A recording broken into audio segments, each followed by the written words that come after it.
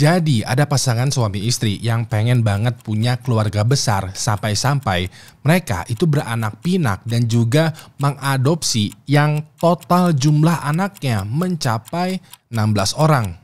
Begini ceritanya. Pada awal tahun 2000-an, ada seorang pria bernama Christopher Pence tinggal di Cedar City, Utah, Amerika Serikat. Diketahui ya, kehidupannya dia lumayan mapan, religius, dan juga aktif di komunitas gereja evangelis. Walaupun begitu, dia mempunyai satu ambisi dan juga mimpi yang agak aneh.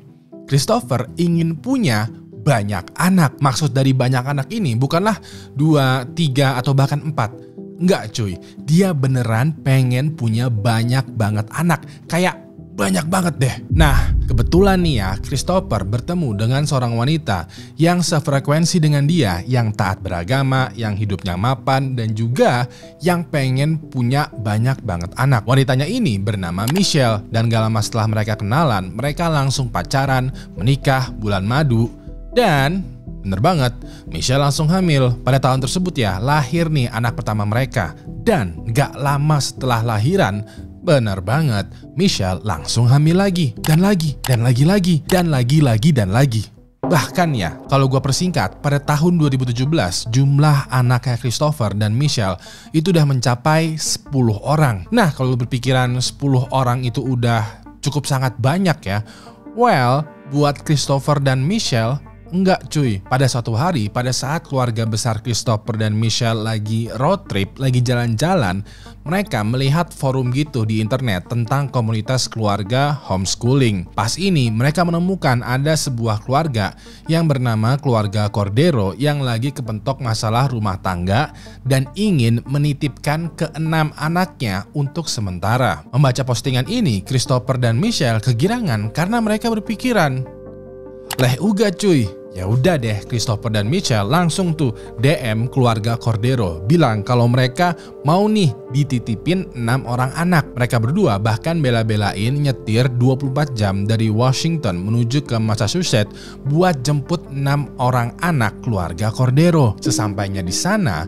setelah ngobrol panjang, dari 6 anak keluarga Cordero, 5 anaknya setuju tuh dititipin ke Christopher dan Michelle. Diketahui ya, kalau ternyata ya, anak sulung keluarga Cordero memiliki kebutuhan khusus. Jadinya Christopher dan Michelle gak berani ambil resiko. Dalam deal-dealan ini juga keluarga Cordero setuju untuk menitipkan 5 anak mereka hanya untuk 3-4 tahun aja. Dan selama waktu tersebut mereka diperbolehkan untuk komunikasi. Ya udah deh, selesai deal-dealan, Christopher dan Michelle pulang balik lagi ke rumahnya sambil membawa oleh-oleh berupa 5 orang anak. Bisa dibilang ya, jumlah total anak yang diasuh oleh Christopher dan Michelle mencapai sekarang 15 orang anak. Di awal semuanya kelihatan baik-baik aja. 15 orang anak ini diasuh dengan baik-baik tuh oleh Christopher dan Michelle. Mereka semua diberi makanan bergizi yang cukup, diberikan perhatian dan kasih sayang, dan juga pendidikan berupa homeschooling. Sampai sekiranya setahun kemudian,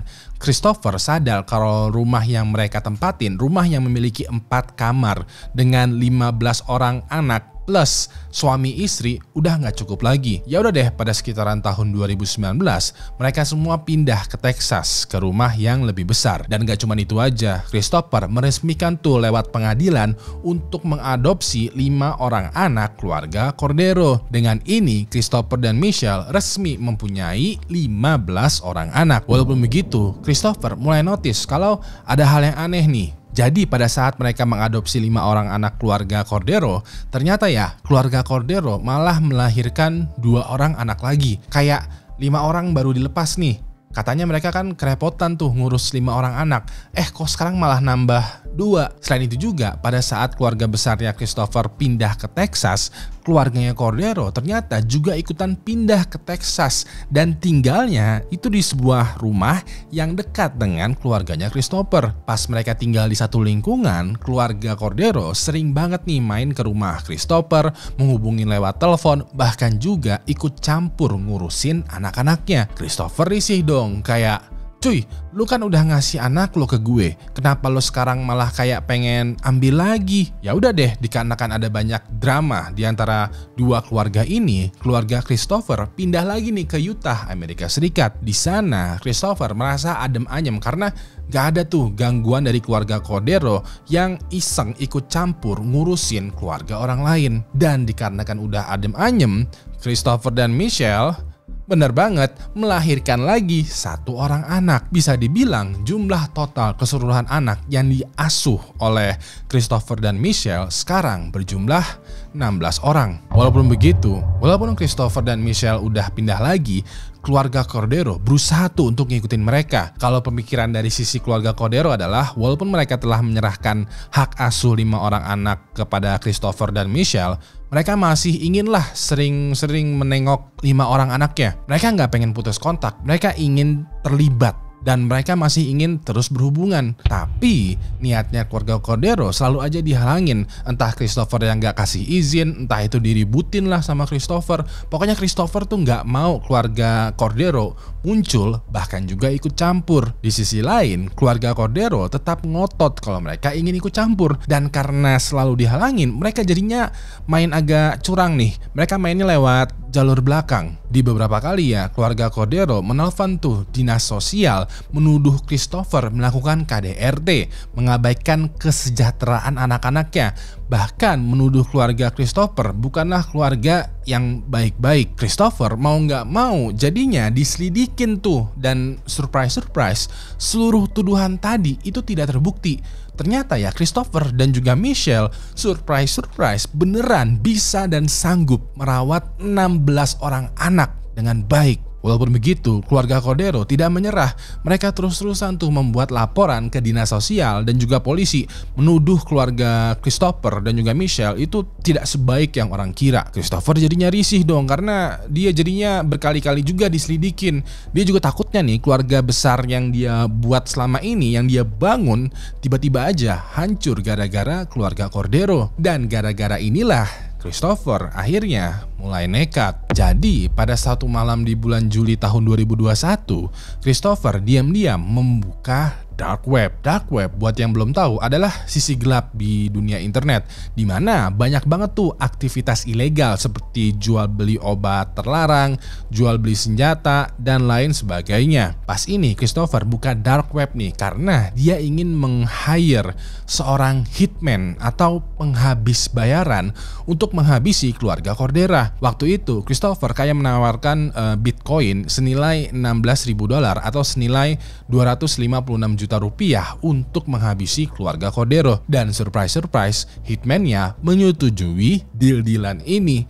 Ya udah deh, Christopher transfer Bitcoin-nya dan menunggu kabar lagi dari hitman. Ya udah deh, hari berganti hari, minggu berganti minggu, Christopher dengan sabar tuh menunggu berita dari hitman. Walaupun begitu, udah ditungguin cukup lama nih ya, Christopher masih belum juga tuh mendengar kabar dari keluarga Cordero yang katanya bakalan meninggal dunia. Lebih gak enak lagi adalah situs dark web yang digunakan Christopher untuk menyewa hitman tiba-tiba aja itu nggak bisa diakses. Dari sinilah Christopher mulai sadar kalau dirinya sudah ditipu. Dan pada bulan Oktober tahun 2021, bukan kabar dari hitman yang datang nih, malah FBI yang tiba-tiba aja masuk menggeruduk rumahnya Christopher. Dengan singkat, padat, dan jelas ya, Christopher langsung ditangkap atas tuduhan perencanaan penghabisan keluarga Cordero. Jadi, yang sebenarnya terjadi adalah situs dark web yang mana Christopher gunakan untuk menyewa hitman ternyata adalah